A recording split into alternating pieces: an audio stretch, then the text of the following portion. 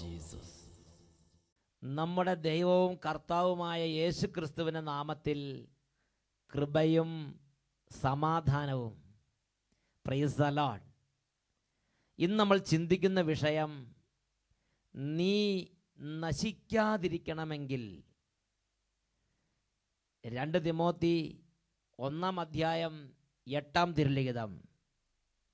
നമ്മുടെ കർത്താവായ യേശു ക്രിസ്തുവിന് സാക്ഷ്യം നൽകുന്നതിൽ നീ ലജ്ജിക്കരുത്. നമ്മുടെ കർത്താവായ യേശു ക്രിസ്തുവിന് സാക്ഷ്യം നൽകുന്നതിൽ നീ ലജ്ജിക്കരുത്. ഈ നിമിഷങ്ങളിൽ നമുക്ക് പ്രാർത്ഥിക്കാം.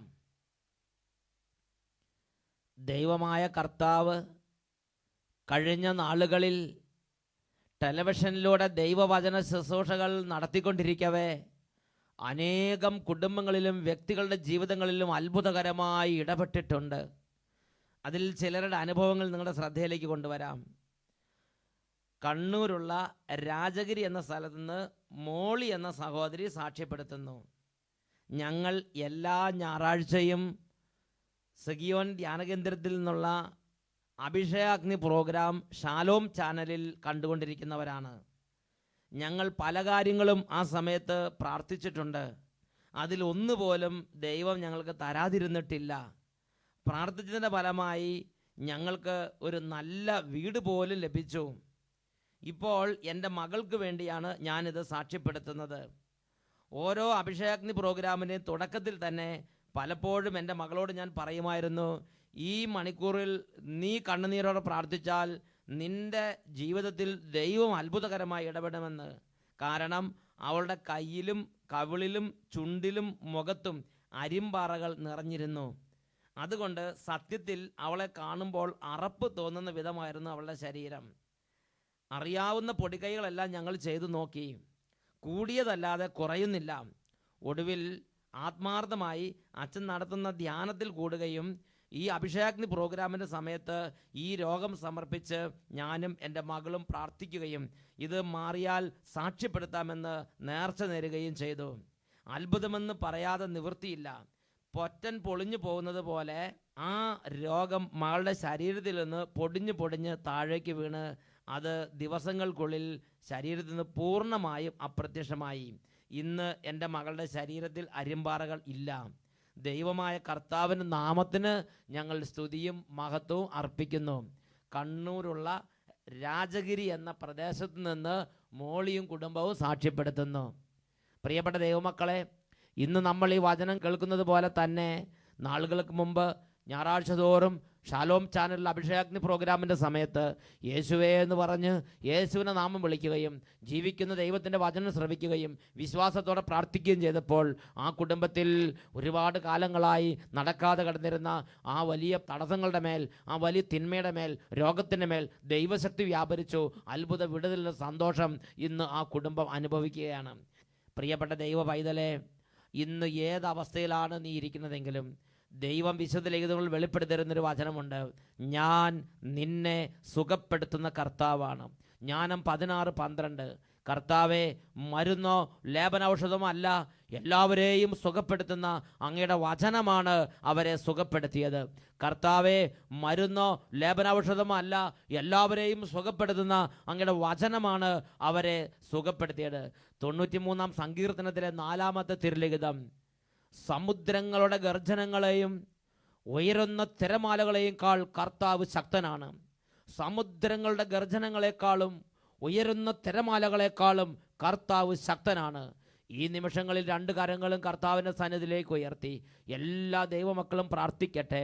ഓ ദൈവമേ, ഈ വചനം കേൾക്കാൻ അവിടുന്ന് പരിശുദ്ധാത്മാവിനെ അയച്ച് ഒരുമിച്ച് കൂട്ടി അങ്ങയുടെ വിശിഷ്ട ഓഹരിയുടെ മേൽ ഇപ്പോൾ അത്ഭുതകരമായ കരങ്ങൾ നീട്ടണമേ എന്ന് പ്രാർത്ഥിക്കുന്നു. ഓ ദൈവമേ, കൈകൾ ഉയർത്തി അങ്ങ് മക്കളെ ആശീർവദിക്കണമേ. അത്ഭുതങ്ങൾ ഈ കുടുംബങ്ങളിൽ നടക്കട്ടെ കർത്താവേ. അത്ഭുതങ്ങൾ ഈ സമൂഹങ്ങളിൽ നടക്കട്ടെ കർത്താവേ.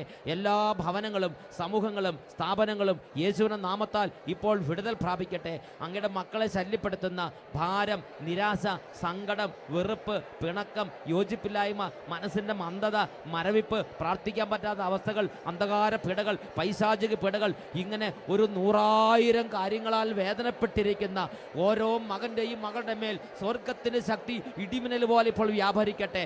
ഓ ദൈവമേ, അന്ധകാരത്താൽ മരച്ചിരിക്കുന്ന മനസ്സുകളിലേക്ക് ദൈവശക്തി വ്യാപരിച്ച് യേശുവിന്റെ നാമത്തിൽ വിടുതൽ പ്രാപിക്കട്ടെ. അങ്ങയുടെ മക്കളെ ശല്യപ്പെടുത്തുകയും ഉപദ്രവിക്കുകയും ഭാരപ്പെടുത്തുകയും കണ്ണുനീരിലാഴ്ത്തുകയും ചെയ്യുന്ന എല്ലാ നാരകീയ സേനകളെയും, രോഗശക്തികളെയും, പൈശാചിക വ്യൂഹങ്ങളെയും, ഉപദ്രവകരമായ എല്ലാ അരൂപികളെയും, സ്വാധീനങ്ങളെയും നസ്രായനായ യേശുവിന്റെ നാമത്തിൽ ബന്ധിച്ചു കെട്ടി ബഹിഷ്കരിക്കുന്നു, ആട്ടിപ്പായിക്കുന്നു, വിട്ടൊഴിഞ്ഞു പോകട്ടെ. Hallelujah, hallelujah, hallelujah. യേശുവേ ആരാധന, ആരാധന. യേശുവേ സ്തോത്രം, യേശുവേ നന്ദി, യേശുവേ സ്തോത്രം, യേശുവേ നന്ദി, യേശുവേ സ്തോത്രം, യേശുവേ നന്ദി. Praise the Lord. ഹല്ലേലൂയ. ഇന്ന് നമ്മൾ ചിന്തിക്കുന്നത് നിത്യനാശത്തിലേക്ക് നിബന്ധിക്കാതിരിക്കാൻ പരിശുദ്ധാത്മാവ് എന്നിൽ നിന്നും നിങ്ങളിൽ നിന്നും ആഗ്രഹിക്കുന്ന അതിപ്രധാനമായ ഒരു രക്ഷാ വഴിയെക്കുറിച്ച് അത്രയും. ഇതിനെക്കുറിച്ച് വിശുദ്ധ ലേഖനം വെളിപ്പെടുത്തുകയാണ്. തിമോത്തിയോസിന് എഴുതിയ 2-ാം ലേഖനത്തിൽ 1-ാം അധ്യായത്തിൽ 8-ാമത്തെ തിരുലിഖിതം, നമ്മുടെ കർത്താവായ യേശു ക്രിസ്തുവിന് സാക്ഷ്യം നൽകുന്നതിൽ നീ ലജ്ജിക്കരുത്. നമ്മുടെ കർത്താവായി യേശു ക്രിസ്തുവിനോടുള്ള തീഷ്ണത കൊണ്ട് നിന്റെ ഹൃദയം നിറയണം. നീ അറിഞ്ഞ കാര്യങ്ങൾ 10 പേരോട് പറയണം. യേശുവിനെ കുറിച്ച് പറയണം, യേശുവിനെ കുറിച്ച്, മാനസാന്തരത്തെക്കുറിച്ച് പറയണം, സ്വർഗത്തെക്കുറിച്ച് പറയണം. ആളുകളെ നിത്യരക്ഷയിലേക്ക് നയിക്കാൻ വേണ്ടി ഉത്സാഹത്തോടെ അധ്വാനിക്കണമെന്ന് ദൈവത്തിൻ്റെ പരിശുദ്ധാത്മാവ് ആഗ്രഹിക്കുന്നു. ഇതിനെക്കുറിച്ച് 4-ാം നൂറ്റാണ്ടിൽ ജീവിച്ചിരുന്ന വിശുദ്ധ ജോൺ ക്രിസോസ്റ്റം എന്ന് പറയുന്ന മഹാനായ ഒരു വിശുദ്ധനുണ്ട്. ആ വിശുദ്ധൻ ഇതിനെക്കുറിച്ച് പറഞ്ഞ പ്രകാരമാണ്, മനുഷ്യരുടെ ആത്മാക്കളുടെ നിത്യരക്ഷയ്ക്ക് വേണ്ടി നാം ചെയ്യുന്ന അധ്വാനത്തെക്കാൾ ദൈവത്തെ പ്രീതിപ്പെടുത്തുന്ന മറ്റൊരു പുണ്യപ്രവൃത്തിയില്ല. ഈ ഭൂമിയിൽ മനുഷ്യന് ചെയ്യാവുന്നതിൽ വെച്ച് ശ്രേഷ്ഠമായൊരു പുണ്യപ്രവൃത്തിയാണ് നശിച്ചു പോകുന്ന ഒരു പാപിയുടെ മാനസാന്തരത്തിന് വേണ്ടി പ്രവർത്തിക്കുക എന്നുള്ളത്. മറ്റുള്ള ആത്മാക്കളുടെ നിത്യരക്ഷയ്ക്ക് വേണ്ടി നാം ചെയ്യുന്ന അധ്വാനത്തെക്കാൾ ദൈവത്തെ പ്രീതിപ്പെടുത്തുന്ന മറ്റൊരു പുണ്യപ്രവൃത്തി ഈ ലോകത്തിൽ ഇല്ല എന്ന് വിശുദ്ധ ജോൺ ക്രിസോസ്റ്റം, ഒരായുസ് മുഴുവൻ ഈ ഭൂമിയിൽ ദൈവത്തെ പ്രീതിപ്പെടുത്താൻ വേണ്ടി ജീവിച്ച ജോൺ ക്രിസോസ്റ്റം രേഖപ്പെടുത്തുകയാണ്. വിശുദ്ധ ലോറൻസ് ജസ്റ്റീനിയൻ അതിനെക്കുറിച്ച് പറയുന്നത് ഇപ്രകാരമാണ്, ദൈവത്തെ പ്രസാദിപ്പിക്കുവാൻ നീ ആഗ്രഹിക്കുന്നുവോ എങ്കിൽ മനുഷ്യരക്ഷയ്ക്കായി പ്രയത്നിക്കുവിൻ. അതിനേക്കാൾ പ്രസാദകരമായി ദൈവത്തിന് ഈ ഭൂമിയിൽ മറ്റൊന്നുമില്ല. ദൈവത്തെ പ്രസാദിപ്പിക്കുവാൻ നീ ആഗ്രഹിക്കുന്നുവോ എങ്കിൽ മനുഷ്യരുടെ ആത്മാക്കളുടെ രക്ഷയ്ക്ക് വേണ്ടി നീ അധ്വാനിക്കുവീൻ. അതിനേക്കാൾ പ്രസാദകരമായി ഈ ഭൂമിയിൽ ദൈവത്തിന് മറ്റൊന്ന് ഇല്ല എന്ന് വിശുദ്ധ ലോറൻസ് ജസ്റ്റീനിയൻ തൻ്റെ ഒരു ആയുസ് മുഴുവൻ ദൈവപ്രീതിക്കായി വ്യയം ചെയ്ത അദ്ദേഹത്തിൻ്റെ ജീവിതാനുഭവത്തിൽ നിന്ന് അദ്ദേഹം പിൻ തലമുറകൾക്കായി വെളിപ്പെടുത്തി തന്നിരിക്കുകയാണ്. ഇത് തന്നെയാണ് യാക്കോബ് ശ്ലീഹയുടെ ലേഖനത്തിൽ 4-ാം അധ്യായത്തിൽ 5-ാമത്തെ വാക്യത്തിൽ നമ്മൾ വായിക്കുന്നത്.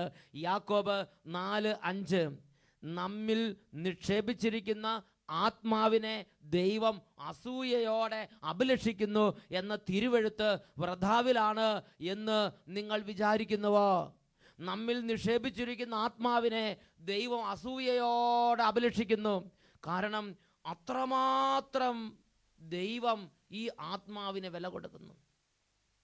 ഇതിനെക്കുറിച്ച് വിശുദ്ധ ലോറൻസ് ജസ്റ്റീനിയൻ ഈ വചനം വായിച്ചപ്പോൾ വിശുദ്ധ ലോറൻസ് ജസ്റ്റീനിയൻ ഇതിനെക്കുറിച്ച് പരിശുദ്ധാത്മ നൽകിയ ബോധ്യം ലോകത്തിന് പകർന്നു നൽകുന്നുണ്ട്. ഇതിനെക്കുറിച്ച് വിശുദ്ധ ലോറൻസ് ജസ്റ്റീനിയൻ പറഞ്ഞെങ്ങനെയാണ്, ഒരാത്മാവ് ദൈവ തിരുമുമ്പിൽ എല്ലാ ലോകങ്ങളെയും കാൾ വിലപ്പെട്ടതാണ്.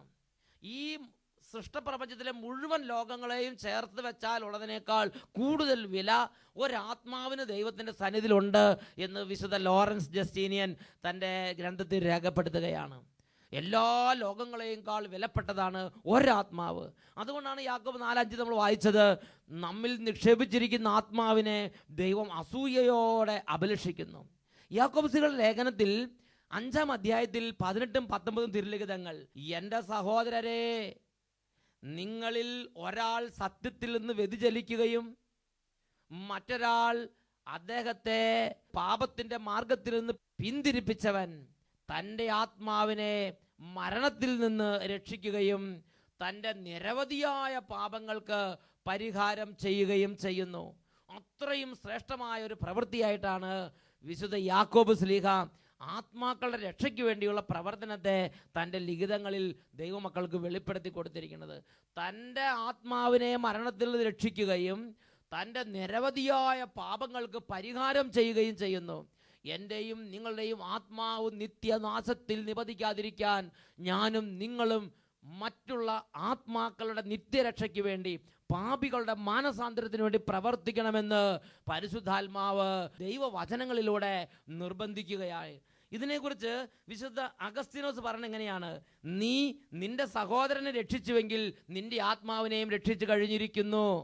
വിശുദ്ധ അഗസ്തീനോസ് സഭയിലെ മഹാവിശുദ്ധനായൊരു പുണ്യവാനാണ്. ആ പുണ്യവാൻ പറയുകയാണ്, നീ നിന്റെ സഹോദരനെ നിന്റെ അടുത്തുള്ള പാപിയുടെ മാനസാന്തരത്തിന് വേണ്ടി പ്രവർത്തിച്ച് ആ പാപിയുടെ ആത്മാവിനെ നിത്യരക്ഷയിലേക്ക് കൊണ്ടുവന്നാൽ നിന്റെ ആത്മാവിനെയും രക്ഷിച്ചു കഴിഞ്ഞിരിക്കുന്നു.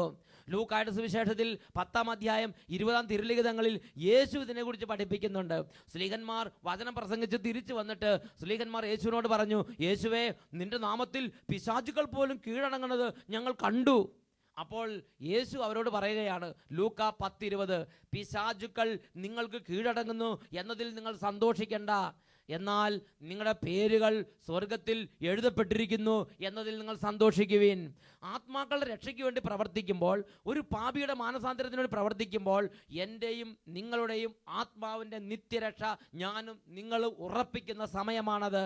എന്നാൽ ഞാനും നിങ്ങളും തൊട്ടടുത്തുള്ള ആളുകളുടെ നിത്യരക്ഷയ്ക്ക് വേണ്ടി അധ്വാനിക്കുന്നില്ലെങ്കിൽ, പാപികളുടെ മാനസാന്തരത്തിന് വേണ്ടി ഞാനും നിങ്ങളും പ്രവർത്തിക്കുന്നില്ലെങ്കിൽ എൻ്റെയും നിങ്ങളുടെയും ആത്മാവ് നിത്യനാശത്തിൽ നിബന്ധിക്കുകയില്ല എന്നത് എന്തുറപ്പാണ് നമുക്കുള്ളത്? പ്രിയപ്പെട്ട ദൈവമക്കളെ, നമ്മുടെ ആത്മാവ് നിത്യനാശത്തിൽ നിബന്ധിക്കാതിരിക്കണമെങ്കിൽ ഞാനും നിങ്ങളും പാപികളുടെ മാനസാന്തരത്തിന് വേണ്ടി രാപ്പകലുകൾ അധ്വാനിച്ചേ മതിയാവൂ. ഇതിനെക്കുറിച്ച് ജീവിതത്തിൽ എപ്പോഴും ദൈവത്തിൻ്റെ സാമീപ്യം അനുഭവിച്ചുകൊണ്ടിരുന്ന വിശുദ്ധാത്മാക്കൾക്ക് ഒരുപാട് കാര്യങ്ങൾ നമ്മളോട് പങ്കുവെക്കാനുണ്ട്.